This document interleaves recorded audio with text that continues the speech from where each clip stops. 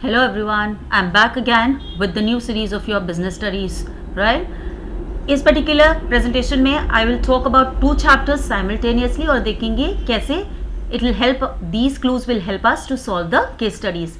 तो हम इसमें कौन कौन से चैप्टर्स कवर कर रहे हैं? Principles of management and your business environment. So let get started. पहला है फीचर्स ऑफ मैनेजमेंट. अब फीचर्स ऑफ मैनेजमेंट में या तो ये डायरेक्ट क्वेश्चन आता है जिसमें से 3 या 4 प्रिंसिपल्स फीचर्स पूछ लिए जाते हैं, या it could be there in your case studies, right? तो प्रिंसिपल्स ऑफ मैनेजमेंट के features could be named as characteristics, it could be named as nature. पहला है यूनिवर्सल एप्लीकेबल. वर्ड कीवर्ड क्या लिखेंगे? Applied in all types of organisation. That's all you have to write. Keywords को please अपनी question paper में answers में underline करना और हाईलाइट करना. You get marks directly. Then general guidelines. Obviously you know principles of management कोई specific नहीं है, it is applicable everywhere in all organisations. तो जनरल है वो, right? Now if you talk about evolutionary, so it has been evolved over a period of time. Over a period of time is your keyword. Flexibility can be changed, modified, ये keyword है. Behavioral in nature, right? It is incorporated for the employees, इसलिए वो behavioral है. Cause and effect relationship, तो experimentation, testing, ये सब चीजें आप यूज करेंगे as your keyword. Contingent, right? Then varies from situation to situation, ये keyword है. Varies from situation to situation, that is your keyword. तो ये 7 principal features है. You can learn any 5, rather go all 7 and you can use it in your exams. Importance. Question paper में अगर Y पूछ लिया तो वो इंपॉर्टेंस की बात हो रही है. Importance, significance, right? तो अब क्या है? पहला है इनसाइट टू द मैनेजर्स. तो intelligence level of the employees increases the intelligence level, ये लिख सकते हो. साइंटिफिक डिसीजन में cause and effect could be your, या लॉजिकल अप्रोच, ये आपके कीवर्ड्स. ऑप्टिमम यूटिलाइजेशन, ये एक कॉमन इंपॉर्टेंस है जो आप हर एक चैप्टर में यूज कर सकते हैं, राइट? तो नो वेस्टेज, मिनिमम कॉस्ट, ये आपका ऑप्टिमम यूटिलाइजेशन के कीवर्ड्स हैं. मीटिंग चेंजिंग एनवायरनमेंट, डायनेमिक है. ब्रिंगिंग चेंजेस, तो bringing changes is your keyword. Effective administration, decision making process को ईजी करता है, तो ये लिखोगे, डिसीजन मेकिंग प्रोसेस ईजी होगा. Fulfilling social responsibility, that means benefits to the society at large, ये कीवर्ड होना चाहिए. ट्रेनिंग एंड रिसर्च, अब basis for training, provides employees training and development, तो ये कीवर्ड होगा, right? So again there are 7 importance. Now I immediately come down to your Henry Fayol's principle. There are 14 principles. Henry Fayol के principles were only concentrating on administrative level. उसके हिसाब से अगर administrative level अच्छा है तो organization अच्छा करेगी. पहला है division of work. क्या क्या keywords ढूंढने होंगे केस स्टडी में? Specialization, right? Burden on one person. Efficiency क्या lack हुआ? Dividing task into smaller. जहाँ division of work दिख रहा है या smaller task दिख रहा है वो division of work है. Next is your authority and responsibility. Authority and responsibility जहां पे भी lack of power, lack of rights, right? Accountability, जहां ये वर्ड्स आ जाएं वो अथॉरिटी एंड रिस्पॉन्सिबिलिटी के कीवर्ड्स हैं. डिसिप्लिन, कहीं पे भी पंचिंग का, टाइमिंग का हो जाए, राइट? देन पेनाल्टीज हो जाए, राइट? या रूल्स एंड रेगुलेशन की बात हो जाए तो वो डिसिप्लिन की बात है, right? Then we come down to the next principle, that is your centralization and decentralization. Centralization, controlling all the decision making power in one hands, और decentralization, allowing others to take decisions. अब यहाँ पर conflict in decision making, conflict in decision making सीधा ये principle है, कुछ और नहीं सोचना. decision making में conflict हुआ तो centralization decentralization का है. delay in decision making, centralization and decentralization. Initiative में कहीं पे भी अब आप देख रहे हो कि ब्लूप्रिंट मिल रहा है for implementation, right? Motivation to the employees, leading subordinates, तो वो इनिशिएटिव है. Unity of command, please remember unity of command. अगर क्वेश्चन में वॉयलेट हो रहा है या केस स्टडी में तो 2 बॉसेज हैं जो ऑर्डर्स दे रहे हैं, confusion, conflict for the subordinates to किसको फॉलो करें, तो वहां पे unity of command. Unity of direction, direction का कॉन्फ्लिक्ट है, दैट मीन्स डिपार्टमेंट्स में कॉन्फ्लिक्ट. अगर डिपार्टमेंट में कॉन्फ्लिक्ट है तो वो यूनिटी ऑफ डायरेक्शन है, वॉयलेट हो रहा है. अगर बॉसेस में कॉन्फ्लिक्ट है तो वो यूनिटी ऑफ कमांड है. ठीक है, ओवरलैपिंग ऑफ डिसीजंस, ये आपका हो जाएगा direction. Then subordination of individual interest to general interest. अब इसमें कहाँ सेल्फिश बिहेवियर आ गया, राइट, ये सारे कीवर्ड्स हैं। गेन्स, पर्सनल गेन्स या ऑर्गेनाइजेशनल गेन्स हुआ तो ये subordination of individual interest to general interest. Remuneration, जहाँ पे भी मनी की बात आएगी वो रेम्यूनरेशन की बात है। Scale chain, very very important for the communication. Please remember, अगर हम बोल रहे थे सेंट्रलाइजेशन डिसेंट्रलाइजेशन, वहाँ डिले ऑफ डिसीजन मेकिंग, यहाँ delay of communication scale chain में, ठीक है।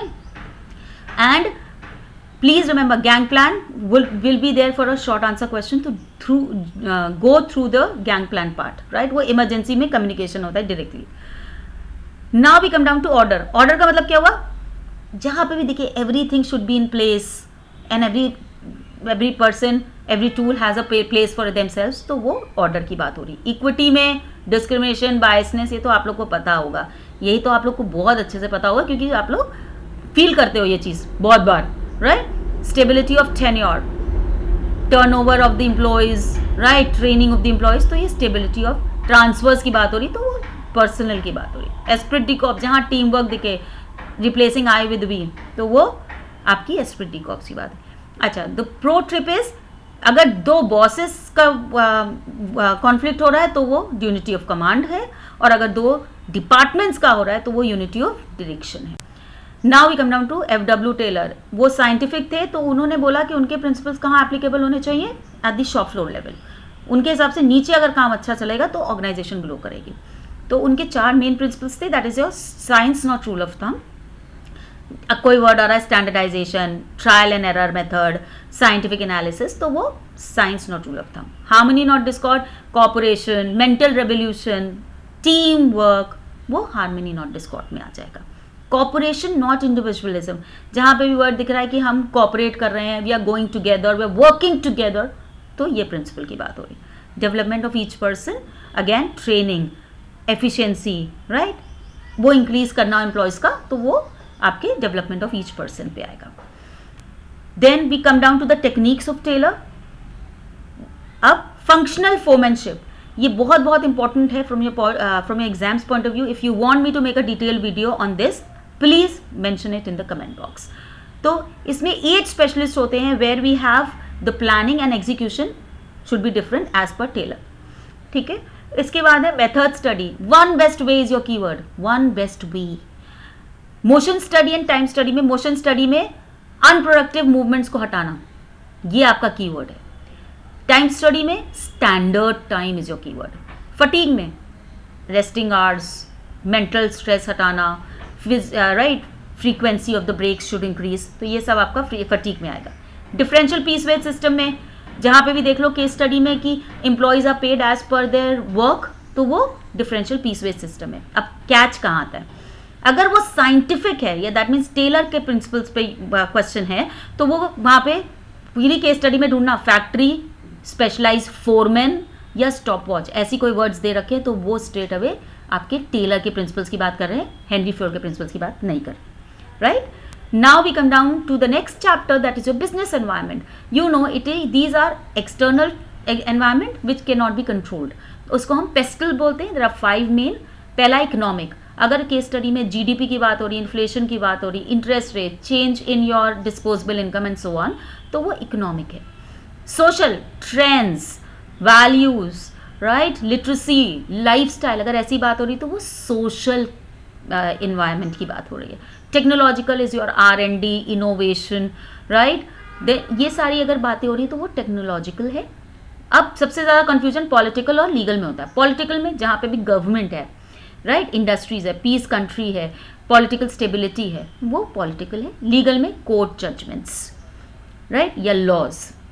अब इसको ढूंढते कैसे, अगर पॉलिटिकल है तो गवर्नमेंट का, आप गवर्नमेंट वर्ड ढूंढोगे तो वो पॉलिटिकल हो जाएगा. लीगल में कोई लॉ होगी which has been passed. Like if I give you an example, अगर prime minister has said this, अगर केस स्टडी में दे रखा है तो वो पॉलिटिकल है. अगर ये बोला जाए the government passed an act तो वो लीगल हो जाएगा. अब इसकी फीचर्स की बात करें तो देर आर टोटलिटी और एक्सटर्नल फोर्सेस. अब इसमें क्या कीवर्ड हो गए, सम, टोटल या एग्रीगेट. स्पेसिफिक एंड जनरल में, स्पेसिफिक में आपको पता है इफेक्ट्स द कंपनी और जनरल में इफेक्ट्स द इंडस्ट्री. इंटररिलेटेडनेस में आप क्या देखोगे, that change in one factor leads to another, that is cause and effect. Then dynamic nature, constant change, shifting trends, ये सब आपका keywords हैं. Uncertainty, predictability नहीं है, keyword है. Complexity, understand in parts, easy to understand in totality, parts में divide नहीं कर सकते. Relatively, जहाँ पे भी हम countries, regions को compare करने लगते हैं वो relativity, ठीक है. So these are your features, उसके keywords भी हैं. अब this is a case study. Please go through this case study using the clues and try to solve it, and do mention it in the comment box so that I can understand whether you all are getting whatever I am trying to convey to you. Okay, bye bye, all the best, and as I say, keep learning, keep growing. Bye bye for now.